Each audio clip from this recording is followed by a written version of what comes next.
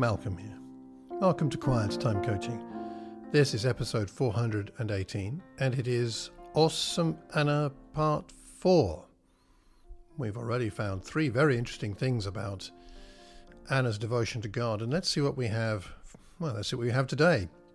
We're back in the same text in Luke 2, verse 36 to 38, where we're looking at the prophet Anna, the daughter of Penuel, the tribe of Asher. She is very old. We've talked about that before. She's lived with her husband 7 years after her marriage, and then she's a widow until she was 84. She never left the temple, but worshipped night and day, fasting and praying.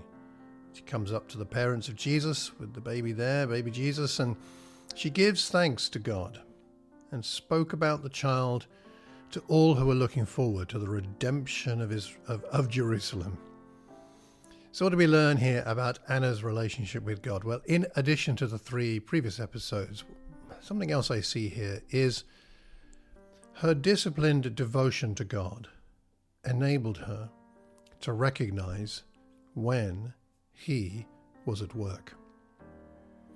Notice here that Anna approaches Jesus and his parents. They are not presented to her. She goes to them. Simeon, we know, had been told to expect something special in verses 26 and 27 of Luke 2. It had been revealed to him by the Holy Spirit that he would not die before he had seen the Lord's Messiah. And then it says, moved by the Spirit. So something very specific.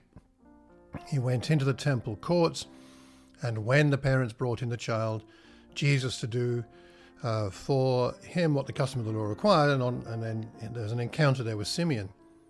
Something very direct and specific is happening there, but it looks a bit different with Anna. Anna recognizes God's activity without divine intervention, as far as we can tell.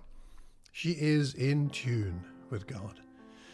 Despite her age, whether 84 or over 100, have a look at the previous episode, despite her disappointments, despite her vulnerability, she is impressively spiritually attuned to God's activity.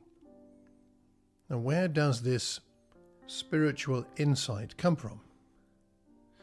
It seems reasonable to attribute it to her spiritual disciplines. What does it say about her? She is always at the temple, fasting and praying. An article by Robin Branch puts it this way, and I'll put the link to the original article in the show notes. Her lifestyle evidently invigorates her, for she is mobile, articulate, alert, spiritually savvy, and unselfish. Her ability to walk around the temple indicates her fitness and that her eyesight and hearing are intact. Her designation as a prophetess indicates her spiritual acuity. Her talk of the child to those interested in the redemption of Jerusalem indicates her deep connection with a like-minded community. In other words, Anna was spiritually centered. She centered her life on the temple, but the location is not the key here, but rather the devotion to a lifestyle of worship. We all need a spiritually centered life, a with God life, as Dallas Willard would put it. Anna's resolve to prioritize this led her to be in the right place at the right time, to recognize the hand of God at work, and then to join in celebrating that work, and to leave you and me with an inspiring example of devotion to God. So a couple of questions. Firstly, what helps you to stay centered with God? And secondly, which spiritual disciplines are you practicing at the moment, and how are they helping you to recognize God's hand when God's at work?